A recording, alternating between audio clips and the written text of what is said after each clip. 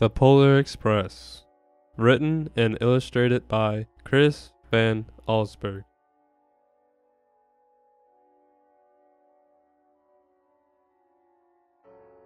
On Christmas Eve, many years ago, I lay quietly in my bed. I did not rustle the sheets. I breathed slowly and silently. I was listening for a sound a friend had told me I'd never hear. The ringing bells of Santa's sleigh. There is no Santa, my friend had insisted, but I knew he was wrong.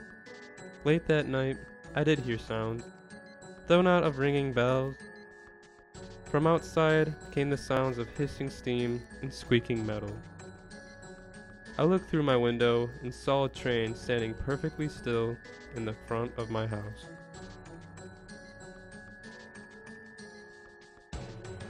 It was wrapped in an apron of steam. Snowflakes fell lightly around it. A conductor stood at the open door of one of the cars. He took a large pocket watch from his vest, then looked up at my window. I put on my slippers and robe, tiptoed down the stairs, and out the door. "All aboard!" the conductor cried out. I ran up to him. "Well," he said, "are you coming?" "Where?" I asked. "Why, the North Pole, of course," was his answer. "This is the Polar Express!" I took out his outstretched hand, and he pulled me aboard.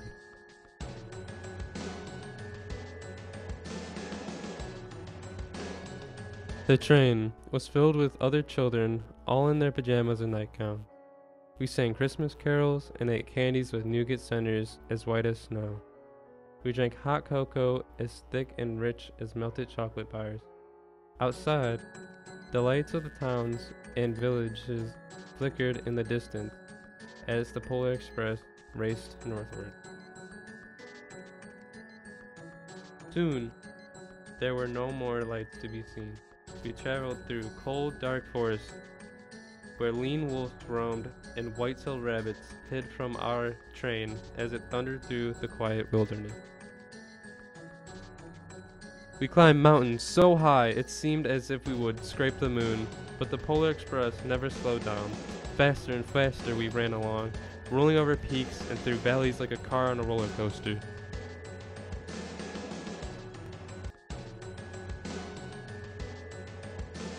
The mountains turned into hills, the hills to snow-covered plains.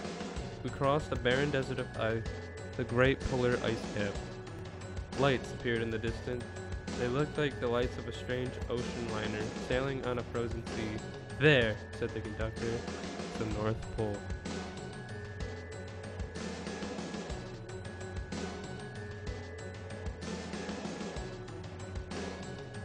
The North Pole. It was a huge city standing alone at the top of the world, filled with factories where every Christmas toy was made. At first, we saw no elves. "They're gathering at the center of the city," the conductor told us. "That is where Santa will give the first gift of Christmas." "Who receives the first gift?" we all asked. The conductor answered, "He will choose one of you." "Look!" shouted one of the children. "The elves!" Outside we saw hundreds of elves. As our train drew closer to the center of the North Pole, we slowed to a crawl. So crowded were the streets with Santa's helpers. When the Polar Express could go no farther, we stopped and the conductor pressed through the crowd to the edge of a large open circle. In front of us stood Santa's sleigh. The reindeer were excited. They pranced and paced, ringing the silver sleigh bells that hung from their harnesses. It was a magical sound, like nothing I'd ever heard. Across the circle, the elves moved apart and Santa Claus appeared. The elves cheered wildly. He marched over to us and, pointing to me, said, "Let's have this fellow here." He jumped into his sleigh. The conductor handed me up. I sat on Santa's knee and he asked, "Now what would you like for Christmas?"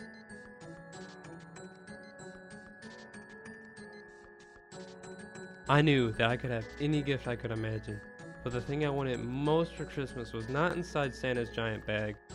What I wanted more than anything was one silver bell from Santa's sleigh.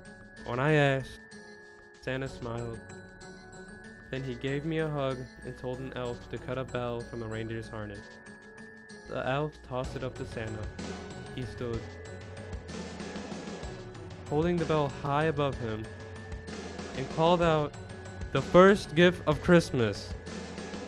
A clock struck midnight as the elves roared their approval. Santa handed the bell to me, and I put it in my bathrobe pocket. The conductor helped me down from the sleigh. Santa shouted out the reindeers' names and cracked his whip. His team charged forward and climbed into the air. Santa circled once above us and then disappeared into the cold, dark polar sky. As soon as we were back inside the Polar Express, the other children asked to see the bell. I reached into my pocket, but the only thing I felt was a hole. I had lost the silver bell from Santa Claus's sleigh. "Let's hurry outside and look for it," one of the children said. But the train gave a sudden lurch and started moving. We were on our way home. It broke my heart to lose the bell. When the train reached my house, I sadly left the other children. I stood at my doorway and waved goodbye. The conductor said something from the moving train, but I couldn't hear him. "What?" I yelled out. He cupped his hands around his mouth. "Merry Christmas!" he shouted.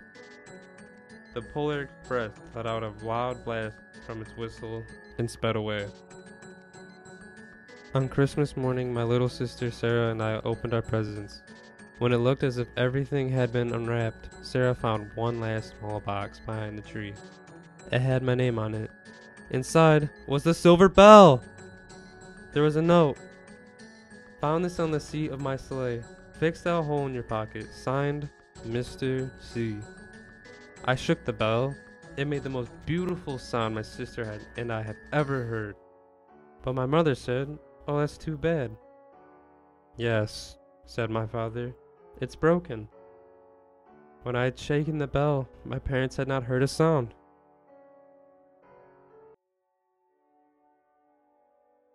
At one time, most of my friends could hear the bell, but as years passed, it fell silent for all of them. Even Sarah found one Christmas that she could no longer hear its sweet sound.